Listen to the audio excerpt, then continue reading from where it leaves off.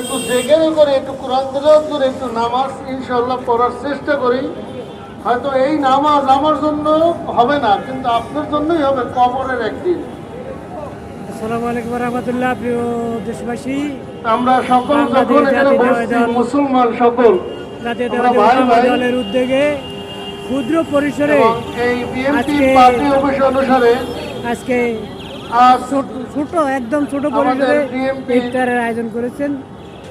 কিছু আলোচনা হচ্ছে। অটো রিক্সা ভ্যান চালক দল অনুসারে তো আজকের এই ইফতার আয়োজিত। আমাদের এখানে সভাপতি আছেন, সেক্রেটারি আছেন, সাংগঠনিক আছেন, সকল আছেন। সভাপতি সব কিছু বলবেন কিনা? সভাপতি সব কিছু বলবে না।